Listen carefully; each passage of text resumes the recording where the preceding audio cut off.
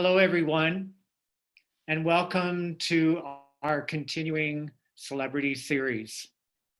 Today, I have the pleasure of talking to Kelli Bruno, who, having produced 3 virtual performances for us in 2020, amazing, Kelli, just what you did for us. We so much appreciate it. Kelli lives in Hoboken, New Jersey, known by many as West New York City. And her day job is to work for the nonprofit Musicians on Call. But she's also an amazing performer, and I want to talk about that with her tonight. And actually, at the end of our conversation, she's agreed to sing something for us, which I'm really thrilled about. I'm proud to say that as a graduate of Bucknell University with degrees in film and music, Kelli sang with me her 4 years. She sang and rang bells with me during her years there. And those were great times, just wonderful times. And she also sang in an a cappella group, Beyond Unison, led that group and did a lot of arranging for them. And I have noticed as I've watched a lot of her videos that she's utilizing some of her colleagues from those years. So it's kind of fun to see that. On her own, she contacted Rook Chapel Choir alumni. These were students that sang with me for over the last 32 years. And in May of this year, she produced a spectacular virtual performance of a choral work that I had written for the choir. Can you just tell us a little bit about your work for Musicians on Call? Sure. And also just thank you so much for having me as part of this series. It's really an honor. Anytime I get to spend with DP, Dr. Payn, Bill on a Zoom is a good time. So thank you. And yeah, Musicians on Call. So it is a nonprofit, and I've been a full-time staff member since, oh my gosh, 2015. So it's been a little over 5 years that I've worked there. So I'm a program manager, and what we do is we bring music into hospitals. So we have volunteer programs throughout the country, and lots of major cities. So we have bedside performance programs where a volunteer guide will escort a volunteer musician room to room in a hospital, offering music to patients right at their bedside. And it's totally up to that patient, so they can say yes, they can say no, which is equally great to give them that option. And yeah, so it's typically 1 song per room. And of course, all of that has been put on pause because of the pandemic, but that's the type of program that I would normally manage in a couple different cities throughout the country. So now we've pivoted to all virtual programs, just like this, on Zoom, bringing music to patients. And that has been actually surprisingly great because it allows us to reach more people all at the same time, just with one performance, which is really neat and special in and of itself. So that's a little bit more about Musicians on Call. And if anybody's interested in learning more, you can go to musiciansoncall.org. I know how very meaningful this must be for patients. One of our singers, in my baritone section, Brian Huffnagel, has been learning how to play the violin, and he works at one of our major hospitals in the area as an electrician. But on his off hours, he goes to the patient's room and plays a piece of music for them on his violin. Oh, and I know that's so great that it's so uplifting to have that. So yeah. gosh, I appreciate what you're doing. And I know that you were volunteering yourself before COVID hit. I can definitely relate with Brian and all of every moment that you have with, a patient in a room is so special. And I think a lot of times people don't even realize how impactful and how transformative music is until you're in that type of space and you realize what it can do. And it's also one of those things where like you just don't fully comprehend it until you're there and it's happening in front of you. So, but yeah, I've been, volunteering with Musicians on Call in hospitals throughout New York City. I guess even over for the past, a little over 5 years, I guess. So hospitals like Memorial Sloan Kettering, both adults and pediatrics, Mount Sinai, NYU, Cornell. So yeah, I have so many stories and wonderful moments. That could be a separate 5-hour call. But Yeah. I will share a quick one. I was playing, this was a couple years ago. I don't remember what hospital. But I walked in after the guide brought me in, and it was a woman and her husband, and I just happened to play The Way I Am by Ingrid Michaelson, who's one of my idols. And they were, smiling and holding hands through the song. And then at the end of the song, they let me know that that was their wedding song. And I Oh, just like, nice. I picked it on a whim. I didn't think, I was just like, oh, this it's a love song. It fits the Yeah. moment. So yeah, so many cool, amazing, like impactful moments that can happen like that through music is just, yeah, it's what keeps us going. It it totally is. The power of music is Hmm. indescribable. Yeah. I want to get right to the fact that um, our singers and those that have watched your videos don't really realize that you're a versatile performer, uh, kind of a one-woman band who I Hmm. know makes heads turn both in live performances and when you're doing digital streaming. Um, Before COVID, you were a regular performer at the infamous Stone Pony in Asbury Park, Hmm. and I watched your live performance post of Volsum Prism Blues Hmm. there this past January, and that was right before the shutdown, right before COVID hit, and and I was blown away with your performance there. It was just so amazing. Oh, Can thanks. you tell us about this experience and maybe some others that you've had like that? Sure. Yeah. Yeah, I think that was my third performance at the Stone Pony. And that was just, yeah, I think that connection started because they were having a summer series, just a summer concert series the year before that. So I got in, did my set there, and they were like, "We're gonna have you back." So then I played again later, and I think it was actually a month later in 2019, and then a third show this past January. And each show is similar to what I normally do, which is just perform solo. So usually with my guitar. This is one of them that I'll use. This is Woodstock. I'll be playing Huckleberry later. But yeah, mostly guitar, ukulele sometimes piano if I feel like lugging it all the way to wherever the venue is. But yeah, the Stone Pony is just so incredible. There's so much history there. They absolutely know what they're doing there. So the sound is incredible, and I was lucky enough to have friends and family and a good little crew who came out. But it's like one of those electrifying places, so I was so happy to be there. And yeah, Folsom Prison Blues, I definitely remember performing that because there's video of it. I couldn't tell you what the other 7 or 8 songs I played were, but probably some classic rock and some originals. But yeah, I hope to get back there once things start opening up again. When you do your original work, you use live instrument looping. Tell us about that a little bit. Yeah.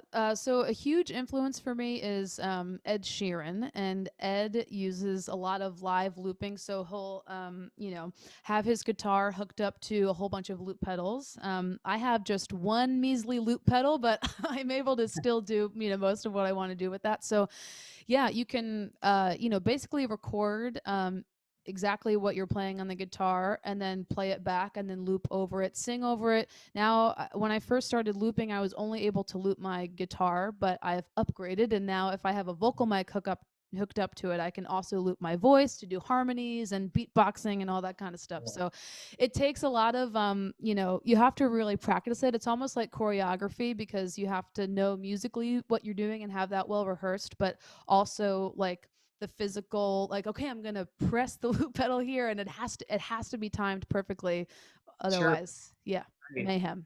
That's amazing.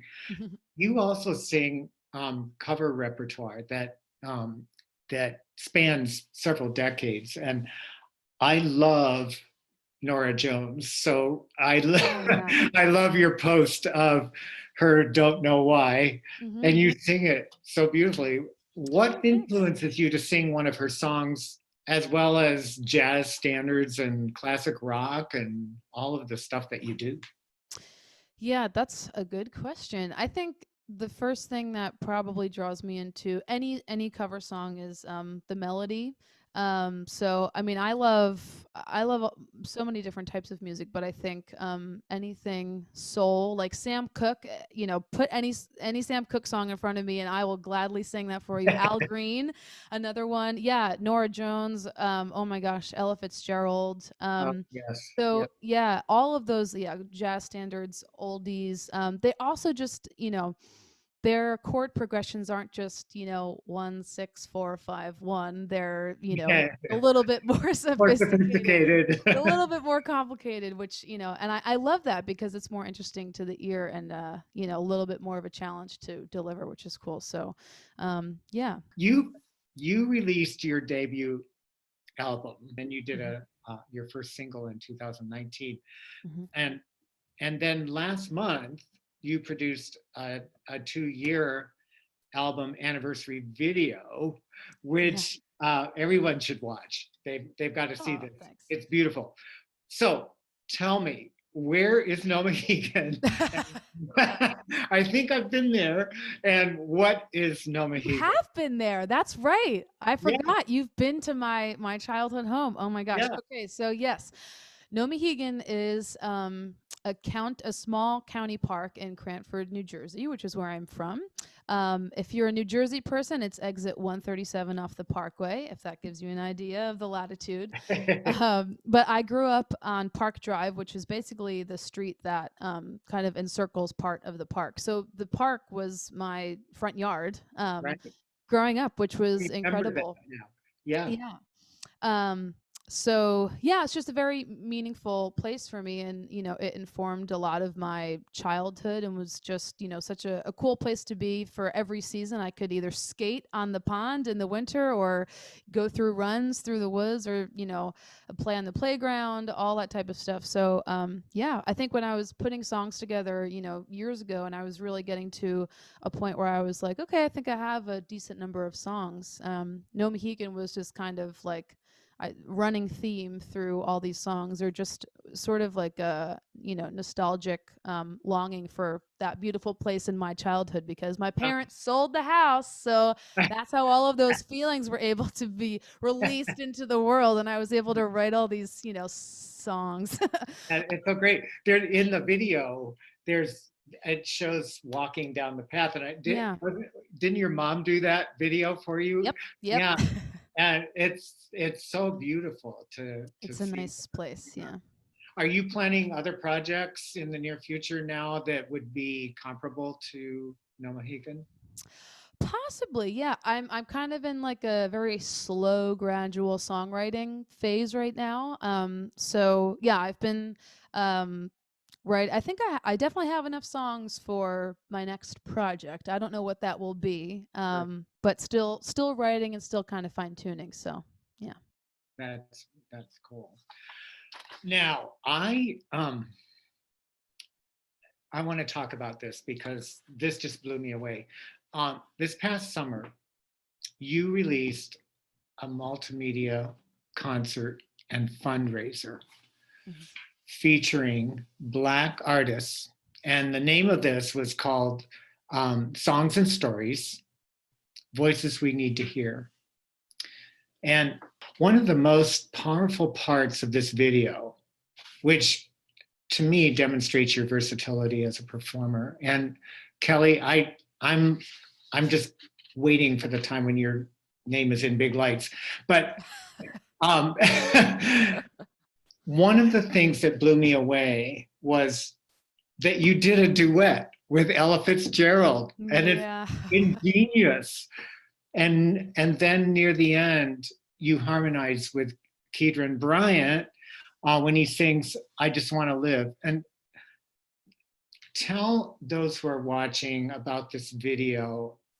Tell us what it's all about and the many ways in which you featured all of these important Black performers through the decades. It was amazing. Thank you. Yeah, well, first of all, I'm honored that you watched it. That means a lot to me.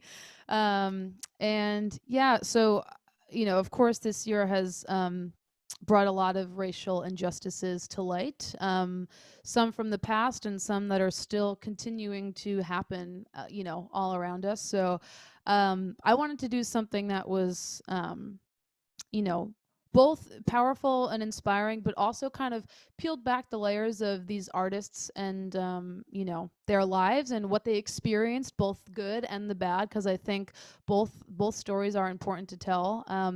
So yeah, I kind of, picked 7 artists who, I knew fairly well, but I also did a lot of research and was very surprised at, what I learned. And it was really great to learn about them. But yeah, so I wanted to highlight, one song from each of them, and I either lent my voice or instrumentals to each song, but definitely wanted to have them be a part of it, whether if it was them speaking in an interview or their actual recording. So yeah, for Ella, I have always wanted to do. Like my dream would be to be on stage or anywhere with Ella Fitzgerald and just sing with her, and obviously that's not possible, but it sort of is in a virtual, video world. So I yeah did Uh, that, and yeah. that's one of the things that has come out of this whole COVID crisis is that we've been able to reinvent and reimagine all kinds of things. Kelly, what do you do when you're not working? I I know Oh, that you grew up going down the shore because you were a New Jerseyan, and yep. so I just wonder if you still enjoy the beach and all of that, or what other things you'd like to do. Oh yeah. Yes, if it is summertime, you can find me at the beach if I'm not working. Yeah, my family and I usually go to Seaside Park. But yeah, big fan of the Jersey Shore, the place, not the show. Um, Right. and yeah, what else do I do? Oh my gosh, I love sports, so I follow hockey and baseball. I'm a big New York Rangers fan, big New York Yankees fan. Some of you Central Pennsylvania people might disagree, but gotta stick with my roots of being a North Jersey person. But yeah, I love anything outdoorsy, rollerblading, lots of fun stuff. Sometimes reading if I'm having a low key day. Yeah. Of course, New York City has closed its doors to live performances um, indefinitely because of COVID. Hmm. And how are you, your partner, Amy, and your colleagues coping with this and the pandemic? I mean, it's so tough Yeah. for professional musicians, um, and I've asked everybody this question because I've been able to talk with colleague composers, conductors, Hmm. singers, musicians, theater people, actors, and everybody's feeling the same way. Hmm. Um, what about you, Kelly? Yeah, it is tough. I tend to be an optimist, so I've been trying to look at this as an opportunity Sure. to hit the reset button and just in my own life, take stock of what's important to me and reconnecting with friends and family, and so it has been nice on the one hand to sort of slow things down, which has been a good thing. But yeah, at the same time, I definitely miss anything live music, seeing shows at Carnegie Hall, performing myself, going to see friends perform. I mean, I think now I'm at that point where, well, if I wasn't like over this whole thing before, I'm definitely over it now. But I think what's Yeah, carrying me through is just knowing that there will be a time eventually. it's so true. And you're right. I think it was Albert Einstein that said, "Crisis brings, opportunity." And Yeah, and growth. and for musicians, it's um, for those of us that are used to performing, um, it's been a growth period. Before this conversation, I did ask you if you would sing something for us, and you very graciously accepted. Yes. So would you do something for us? And what have you decided to sing for us, Kelli? Well, I'm going to sing one of my favorite songs to perform. It is a cover. It's my Nina Simone. It's "Feeling Good." Ooh, Because yeah. I think there's always A new dawn, a new day. yes. Oh, that's great. And it It's so fitting. speaks to our time, doesn't it? Yep, Yeah. it does. That's the mark of a really great song is, you could play it anytime and it'll still apply. So, all right. Birds flying high, you know how I feel. Sun in the sky, you know how I feel. Breeze drifting on by, you know how I feel. It's a new dawn, it's a new day, it's a new life for me, and I'm feeling good. I'm feeling good.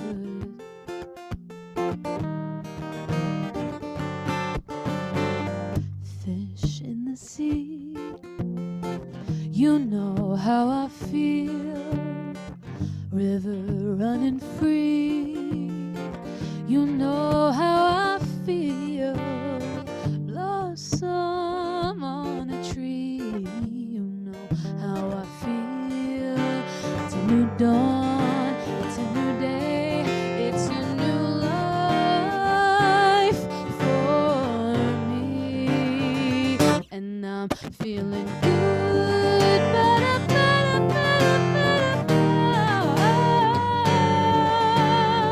Dragonflies out in the sun, you know what I mean, don't you know? Butterflies all having fun, you know what I mean. Sleeping in peace when day is done, that's what I mean. And this old world is a new world, and a bold world for me.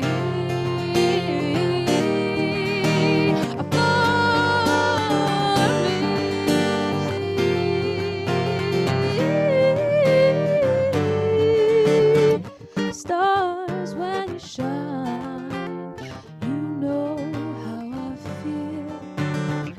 Scent of a pine, you know how I feel. Oh, freedom is mine, and I know how I feel. It's a new dawn, it's a new day, it's a new life. It's a new dawn, it's a new day, it's a new life, it's a new life for me.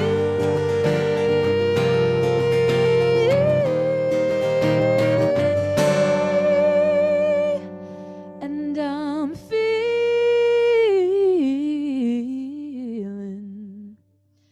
good.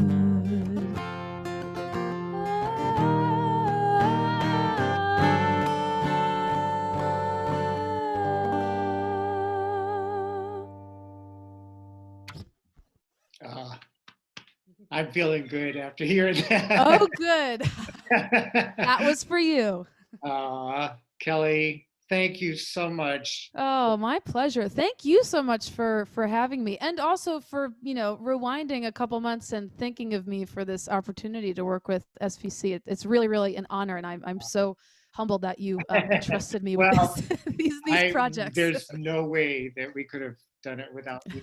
And I know, I'm so glad that our singers who sent you all of their humble recordings get to meet you and get Yeah. to know you more than just that video editor person.